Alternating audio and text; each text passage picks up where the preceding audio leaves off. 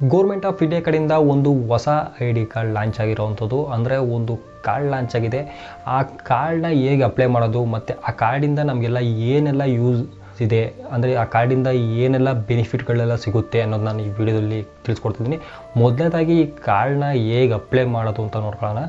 Next ಆ ಕಾರ್ಡಿಂದ ನಮಗೆಲ್ಲ ಏನೆಲ್ಲ ಯೂಸ್ ಆಗುತ್ತೆ ಅನ್ನೋದನ್ನ ನಾನು ಈ ವಿಡಿಯೋದಲ್ಲಿ ತಿಳಿಸ್ಕೊಡ್ತೀನಿ. ಓಕೆ ಫ್ರೆಂಡ್ಸ್, ಬನ್ನಿ ಮೊಬೈಲ್ ಸ್ಕ್ರೀನ್ ಮೇಲೆ ನೋಡೋಣ ಕಾರ್ಡ್ನ ಹೇಗೆ ಅಪ್ಲೈ ಮಾಡೋದು ಅಂತ ನೋಡೋಣ. ನಮಸ್ಕಾರ. ನೀವು ಮೊದಲನೇದಾಗಿ ಬಂದ್ಬಿಟ್ಟು ಇಲ್ಲಿ ನೋಡಿ,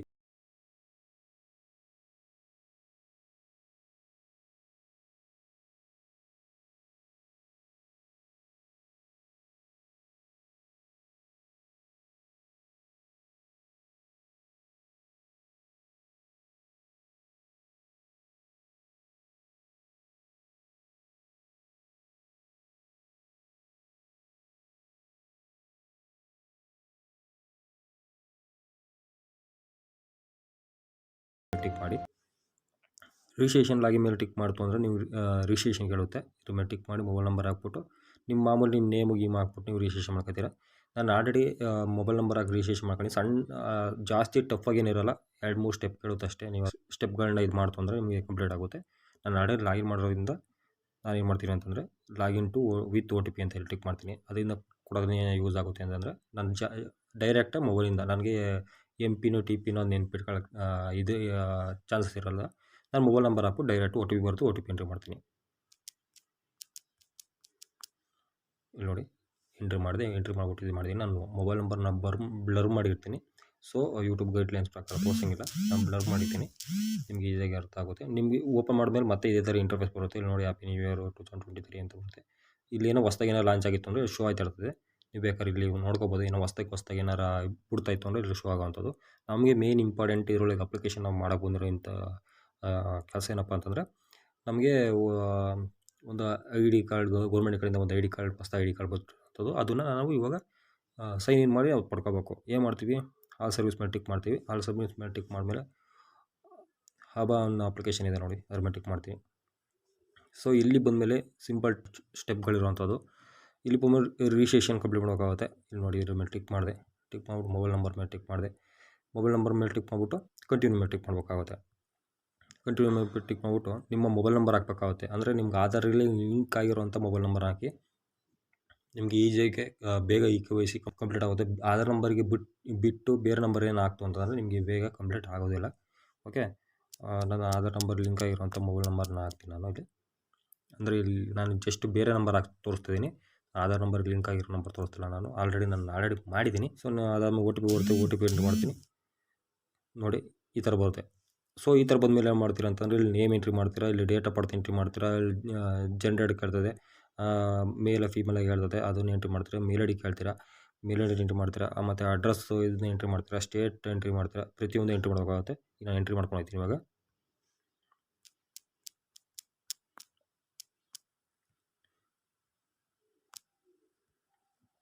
ಅಗ್ರೀಡ್ ಅಂತ ಕೊಟ್ಬಿಟ್ಟು ಸಬ್ಮಿಟ್ ಅಂತ ಕೊಡ್ರಿ. ಸಬ್ಮಿಟ್ ಅಂತ ಕೊಟ್ಮೇಲೆ ನಿಮಗೆ ಇಲ್ಲಿ ಮೇನ್ ಪಿಲ್ಲರ್ ಇಲ್ಲಿ ಬರುವಂಥದ್ದು ಏನಪ್ಪ ಅಂತಂದರೆ ಹಬಾ ಅಡ್ರೆಸ್ ಅಂತ ಬರುತ್ತೆ. ಅಂದರೆ ಇಲ್ಲಿ ನೀವು ಇದಕ್ಕೆ ಅಂತ ಸಪ್ರೇಟಾಗಿ ಒಂದು ಮೇಲ್ ID ಕ್ರಿಯೇಟ್ ಆಗುತ್ತೆ ಹಬಾದಲ್ಲಿ, ಅದನ್ನು ಕ್ರಿಯೇಟ್ ಮಾಡಬೇಕಾಗುತ್ತೆ. ಏನಪ್ಪ ಅಂತಂದರೆ ನಿಮಗೆ ಇಲ್ಲಿ ಮೇನ್ ಇಂಪಾರ್ಟೆಂಟ್ ಆಗಿರುವಂಥದ್ದನ್ನ ಟಿಕ್ ಮಾಡ್ಕೊಳ್ಳಿ. ಹಬಾ ಮೇಲ್ IDನ ಇಲ್ಲಿ ಟಿಕ್ ಮಾಡಿಬಿಟ್ಟು ಇದು ಮಾಡಿ. ಸೊ ಇಲ್ಲಿ ನಾನು ಜಸ್ಟ್ ಟೆಂಪ್ರವರಿ ಟಿಕ್ ಮಾಡದೇ ಇರೋ ಕಾರಣ ಇದು ಯಾವುದೋ ಒಂದು ಟಿಕ್ ಮಾಡ್ತೀನಿ ಸುಮ್ಮನೆ. ಅಂದರೆ ನಿಮಗೆ ಬೇಕಿರೋಂಥದ್ದು ಮಾಡಿ. ಇಲ್ಲಿ ನೋಡಿ, ನಾನು ರೈಟ್ ಮಾರ್ಕ್ ತಗೊತ್ತು ಅಂದರೆ ಇದು ಯೂಸ್ ಆಗುತ್ತೆ ಅಂತ ಬರ್ತೈತೆ.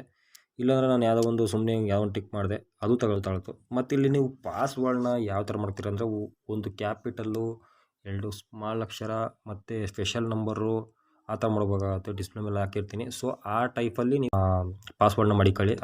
ಓಕೆ, ಅದಾದಮೇಲೆ ಸಬ್ಮಿಟ್ ಕೊಡ್ತೀರಾ. ನೋಡಿ, ಮೆಸೇಜ್ ಬಂತು ನನಗೆ. ನಮ್ಮದು ಏನಿದೆ ಆ ಹೊಸ ಮೇಲ್ ID ಕ್ರಿಯೇಟ್ ಆಗುತ್ತಲ್ಲ, ಅದ್ರ ಸಮೇತ ಫುಲ್ಲು ನನಗೆ ಮೆಸೇಜ್ ಬರುತ್ತೆ. ಓಕೆ, ಬಂದಾದಮೇಲೆ ಸಬ್ಮಿಟ್ ಕೊಟ್ಟ ತಕ್ಷಣ ನೋಡಿ, ಇಲ್ಲಿ ಕ್ರಿಯೇಟ್ ಸಕ್ಸಸ್ಫುಲ್ ಅಂತ ಬಂತು. ಕ್ಲೋಸ್ ಕೊಡ್ತೀನಿ, ಆಟೋಮೆಟಿಕ್ ಬ್ಯಾಕ್ ಹೋಗುತ್ತೆ. ಮತ್ತೆ ಲಾಗಿನ್ ಕೇಳ್ತದೆ. ಸೊ ಈ ಲಾಗಿನ್ಗೆ ನಿಮಗೆ ಪಟ್ಟ ಅಂತ ತಗೊಳ್ಳಲ್ಲ, ಏನು ಬರುತ್ತೆ ಇರೋದನ್ನು ತೋರಿಸ್ತೀನಿ ನೋಡಿ ನಿಮಗೆ ಇಲ್ಲಿ.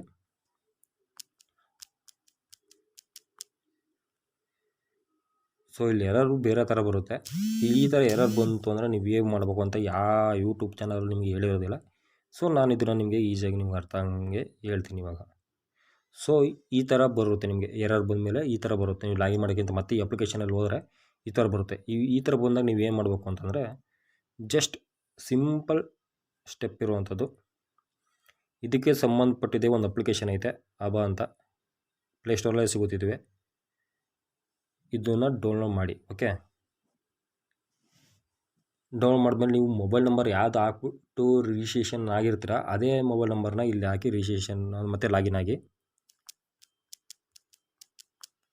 ನೀವು ಬೇಕಾದ್ರೆ ಅಪ್ಲಿಕೇಶನ್ನ ಉಮಾಂಗೋ ಅಂತ ಅಪ್ಲಿಕೇಶನ್ ಐತಲ್ಲ ಅದರಲ್ಲಿ ಅದರಲ್ಲಿ ಸಬ್ಮಿಟ್ ಮಾಡ್ತೀವಿ ಮಾಡ್ಬೋದು. ಇಲ್ಲ ನೀವು ಇದರಲ್ಲಿ ಹೊಸ್ದಾಗಿ ಬೇಕಾದ್ರೆ ರಿಜಿಸ್ಟ್ರೇಷನ್ ಮಾಡ್ಕೋಬೋದು.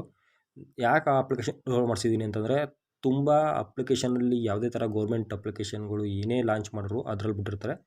ಇದು ನಿಮಗೆ ಜಸ್ಟ್ ಒಂದು ಟೆಂಪ್ರವರಿ ಅಷ್ಟೇ. ಇದು ಈ ಅಪ್ಲಿಕೇಶನ್ನೇ ಮೇಯ್ನ್ ಅಪ್ಲಿಕೇಶನ್ ಅಂತ ಹೇಳೋಕ್ಕಾಗಲ್ಲ. ಜಸ್ಟ್ ಟೆಂಪ್ರವರಿ ಅಪ್ಲಿಕೇಶನು, ಅದು ಮೇಯ್ನ್ ಅಪ್ಲಿಕೇಶನ್ ಆಗಿರೋವಂಥದ್ದು. ಸರ್ವರ್ ಏನಾರು ನಿಮಗೆ ಗೊತ್ತಲ್ಲ, ಗೌರ್ಮೆಂಟ್ ಅಪ್ಲಿಕೇಶನ್ ಯಾವಾಗಲೂ ಸರ್ವರ್ ಇಶ್ಯೂ ಇರುತ್ತೆ. ಸೊ ಆ ಕಾರಣ ಅದು ಆ ಥರ ಆಗುವಂಥದ್ದು. ಸೊ ಅದಾದಮೇಲೆ ನಿಮ್ಮ ಐ ಡಿ ಎಷ್ಟು ಕ್ರಿಯೇಟ್ ಆಗಿದೆ, ನಿಮಗೊಂದು ಎಕ್ಸಾಂಪಲ್ ತೋರ್ಸೋಕ್ಕೆ ಅಂತ ಮಾಡಿರೋವಂಥ ಐ ಡಿ ಬೇರೆ ಬರ್ತಿದೆ. ಅದಲ್ದಲೇ ನಾನು ಸ್ವಂತ ಕ್ರಿಯೇಟ್ ಮಾಡ್ಕೊಂಡು ಬಂದಿರೋ ಐ ಡಿನೂ ತೋರಿಸಿದೆ.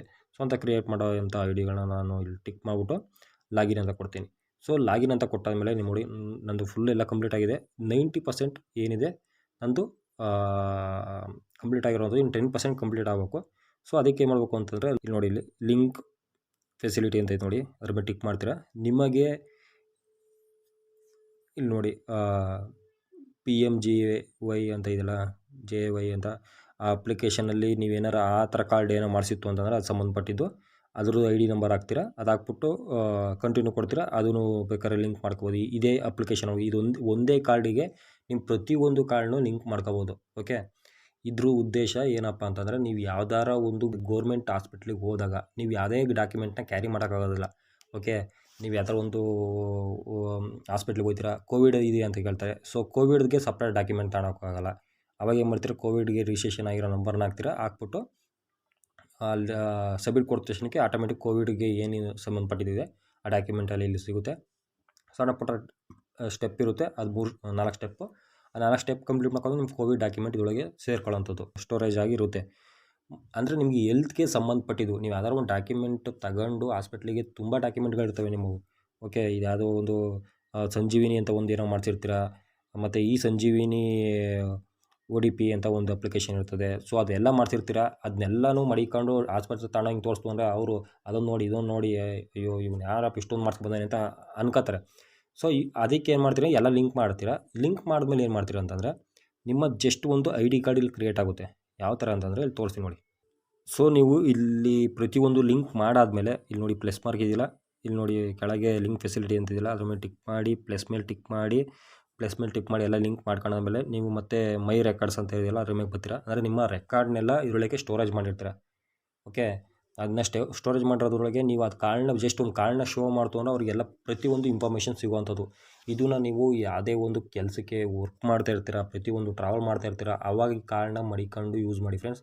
ಯಾಕಪ್ಪ ಅಂತ ನಿಮ್ಗೆ ಏನೋ ಎಮರ್ಜೆನ್ಸಿ ಅಂದಾಗ ಆಕ್ಸಿಡೆಂಟ್ ಆಯಿತು, ಇಲ್ಲ ಏನೋ ಪ್ರತಿಯೊಂದು ಏನಾರು ಆಯಿತು, ನಿಮ್ಮ ರೆಕಾರ್ಡ್ಸ್ನ ಎಲ್ಲ ತೆಗೆದು ಅವರು ಚೆಕ್ ಮಾಡೋ ಅಷ್ಟೊತ್ತಿಗೆ ತುಂಬ ಟೈಮ್ ಹಿಡಿಯುತ್ತೆ. ಸೊ ಈ ಥರ ಟೈಮ್ನ ಸೇವ್ ಮಾಡಬೇಕು ಅಂದರೆ ಇದು ಮೇಯ್ನ್ ಇಂಪಾರ್ಟೆಂಟ್ ಗೌರ್ಮೆಂಟ್ ಕಡೆಯಿಂದ ಇಶ್ಯೂ ಮಾಡಿರೋ ಕಾರ್ಡು. ಈ ಕಾರ್ಡ ಜಸ್ಟ್ ಅವನೊಂದು ಸ್ಕ್ಯಾನ್ ಮಾಡ್ತು ಅಂತಂದರೆ, ಈಗ ನೋಡಿ ಇಲ್ಲಿ ನಿಮ್ಮ ಕಾರ್ಡ್ ಈ ಥರ ನಿಮಗೆ ಇಲ್ಲಿ QR ಕೋಡ್ ಬರುತ್ತೆ. ನಿಮ್ಮ ಮೊಬೈಲ್ ಹಿಂದ್ಗಡೆಗೆ ಬೇಕಾದ್ರೆ ನೀವು ಅಂಟಿಸ್ಕೋಬೋದು. ಇಲ್ಲ ಅಂತಂದರೆ ನಿಮ್ಗೆ ಏನಾರು ಹೆಚ್ಚು ಕಮ್ಮಿ ಎಮರ್ಜೆನ್ಸಿ ಅನ್ನೋ ಟೈಮಿಗೆ ನೀವು ಎಲ್ಗೋ ಹೋಗ್ತಾ ಇರ್ತೀರ, ನಿಮಗೆ ಜಾಸ್ತಿ ಹೆಲ್ತ್ ಪ್ರಾಬ್ಲಮ್ ಇರುತ್ತೆ ಅಂದರೆ ಮೊಬೈಲ್ ಹಿಂದ್ಗಡೆಗೆ ನಿಮ್ಮ ವಯಸ್ಸಾಗಿರೋ ಅಮ್ಮ ಅಪ್ಪ ಯಾರ್ಯಾರು ಇರ್ತಾರೆ ಅವ್ರ ಮೊಬೈಲ್ ಹಿಂದ್ಗಡೆಗೆ ಇದನ್ನು ಅನಿಸಿರಿ. ಅವರು ಸ್ಕ್ಯಾನ್ ಮಾಡಿದ ತಕ್ಷಣಕ್ಕೆ ಅವ್ರ ಹೆಲ್ತು ಚೆಕಪ್ ಏನಿದೆ ಎಲ್ಲ ಪ್ರತಿಯೊಂದು ಗೊತ್ತಾಗುತ್ತೆ. ನೀವು ಕಾರ್ಡ್ನ ಇಲ್ಲಿ ನೋಡಿ ಈ ಥರ ಬರುತ್ತೆ, ನಿಮಗೆ ಕಾರ್ಡು ಈ ಥರ ಬರುತ್ತೆ. ಇನ್ನೂ ಒಂದು ಸ್ಮಾರ್ಟ್ ಕಾರ್ಡಾಗಿ ಬರುತ್ತೆ ನಿಮಗೆ. ಆ ಕಾರ್ಡು ಆ ಮೊಬೈಲ್ ಉಮಂಗ್ ಅಂತ ಅದು ಇದೆಯಲ್ಲ, ಸೊ ಅದರಲ್ಲಿ ನಿಮಗೆ ಶೋ ಮಾಡೋವಂಥದ್ದು ನಾನು ಡಿಸ್ಪ್ಲೇ ಮೇಲೆ ಹಾಕಿರ್ತೀನಿ ನೋಡಿ. ಸೊ ಆ ಥರ ಕಾರ್ಡು ನಿಮಗೆ ಅಲ್ಲಿ ಬರುವಂಥದ್ದು. ಎರಡೂ ಕೂಡ ಸೇಮ್ ವರ್ಕ್ ಆಗೋವಂಥದ್ದು. ಅಲ್ಲೂ ಕೂಡ QR ಕೋಡ್ ಸ್ಕ್ಯಾನ್ ಮಾಡ್ತು ನಿಮ್ಮ ಡೀಟೇಲ್ಸ್ ಎಲ್ಲ ಅದೇನಿದೆ ಹಾಸ್ಪಿಟ್ಲು ಸ್ಟಾಫ್ಗೆ ಸಿಗುವಂಥದ್ದು. ಇಲ್ಲೂ ಕೂಡ ಸ್ಕ್ಯಾನ್ ಮಾಡೋದು ಕೂಡ ಆ ಹಾಸ್ಪಿಟ್ಲು ಸ್ಟಾಫ್ ಏನಿದ್ದಾರೆ ಅವರಿಗೆ ಡಾಕ್ಯುಮೆಂಟು ಏನಿದೆ ಅದು ಸಿಗುವಂಥದ್ದು. ಸೊ ಫ್ರೆಂಡ್ಸ್, ಈ ಅಪ್ಲಿಕೇಶನ್ ಉದ್ದೇಶ ನಾನು ಈ ಅಪ್ಲಿಕೇಶನ್ನ ನಾನು ರಿವ್ಯೂ ಮಾಡಿರೋ ಉದ್ದೇಶ ಇಷ್ಟೇ.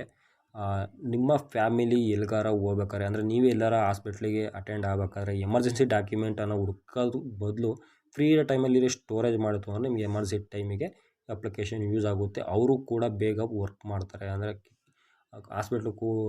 ಹಾಸ್ಪಿಟ್ಲಲ್ಲಿರೋ ಸ್ಟಾಫ್ಗಳು ಬೇಗ ತಮ್ಮ ಕೆಲಸ ಮಾಡ್ತಾರೆ. ಅಂದರೆ ಒಂದೊಂದು ನಿಮಿಷನೂ ಕೂಡ ಇಂಪಾರ್ಟೆಂಟ್ ಆಗಿರುತ್ತೆ. ಅದು ನಿಮಗೆ ಡಾಕ್ಟ್ರುಗಳೇ ಹೇಳೋವಂಥದ್ದು, ನಾನು ಹೇಳೋವಂಥ ವಿಚಾರ ಎಲ್ಲ ನಿಮಗೂ ಗೊತ್ತಿರೋಂಥ ವಿಚಾರನೇ.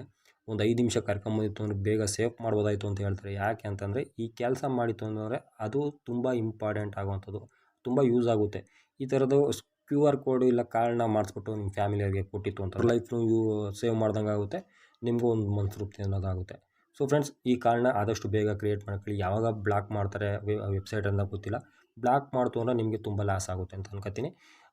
ಮುಂದಿನ ವಿಡಿಯೋದಲ್ಲಿ ಇದ್ರ ಬಗ್ಗೆ ಏನಾದ್ರು ಇನ್ನೂ ಏನು ಬೇಕಾಗಿ ಇನ್ಫಾರ್ಮೇಷನ್ ಬೇಕು ಅಂದರೆ ನನಗೆ ಕಮೆಂಟ್ ಸೆಕ್ಷನಲ್ಲಿ ಕಮೆಂಟ್ ಮಾಡಿ, ನಾನು ಅದ್ರ ಬಗ್ಗೆ ಇನ್ನೊಂದು ಸತಿ ವಿಡಿಯೋ ಮಾಡ್ತೀನಿ. ಓಕೆ ಫ್ರೆಂಡ್ಸ್, ಜೈ ಹಿಂದ್, ಜೈ ಕರ್ನಾಟಕ ಮಾತಾ. ವಿಡಿಯೋ ಸ್ವಲ್ಪ ಲಾಂಗ್ ಆಯಿತು, ಬೇಜಾರು ಮಾಡ್ಕೋಬೇಡಿ.